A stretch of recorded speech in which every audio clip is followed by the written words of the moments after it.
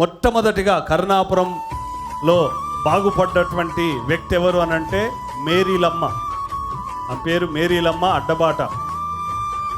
ఇక్కడ అక్కడి నుంచి మరి అప్పుడు ఫాదర్ విజయ్ కుమార్ దగ్గరికి వచ్చి చెప్తున్నది, అయ్యా నాకు క్యాన్సర్ వచ్చింది కడుపులో, మరి నా పిల్లలు ఎవరు నన్ను పట్టించుకోవట్లేరు, నాకు ఏదైనా ఆర్థిక సహాయం చేయండి అడిగితే ఫాదర్ అన్నాడమ్మా, నా దగ్గర ఏం లేవమ్మా, పాలయ్య ఉన్నాడు, మరి పాలయ్య ప్రార్థన చేస్తే తప్పకుండా దేవుడు బాగు చేస్తాడు, మంచి ప్రార్థనాపరుడమ్మ, మంచి ఉపవాసాలు చేస్తాడు, నువ్వు వెళ్ళు, తప్పకుండా దేవుడు నీకు సహాయం చేస్తాడు అని చెప్పాడు.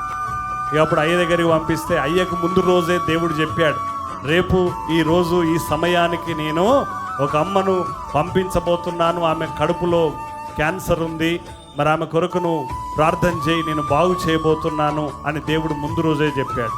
ఆ గుడిసె ఉండే ఆ గుడిసె దగ్గరికి తీసుకొని పోతున్నాడు, దారి కూడా లేదు, సరి అయిన దారి లేదు, ఏంటి నన్ను ఈ అడవిలోకి తీసుకుపోతున్నాడు, ఏం చేస్తాడో ఏమో అనుకొని ఆమె మనసులో అనుకుంటా ఉన్నది. ఈ చివరికి ఆ గుడిసె దగ్గరికి పోయిన తర్వాత, అమ్మా దేవుడు నాకు నిన్ననే చెప్పాడు నీ గురించి, నువ్వేం బాధపడకు, దేవుడు నిన్ను తప్పకుండా స్వస్థపరుస్తాడు, నీ కొరకు ప్రార్థన చేస్తాను, నువ్వు కూడా ప్రార్థన చేసుకో, నిన్ను బాగు చేస్తాడు అంటే ఈమె మొదట్లో అంతగా అనుకోలేదు. కానీ తర్వాత చెప్పాడు, వాక్యం చెప్పాడు, ఇదిగో బైబిల్ గ్రంథంలో యేసయ్య ఇలాంటి రోగముతో బాధపడుతున్న వారిని బాగు చేశాడు, కాబట్టి నువ్వు కూడా ప్రార్థన చేసుకో, తప్పకుండా నేను చేస్తాను, విశ్వాసం ఉంచు అని చెప్పినప్పుడు సరే అని చెప్పేసి మరి విశ్వాసంతో 3 దినాలు అయ్యా ఉపవాసం ఉండి ప్రార్థన చేశాడు.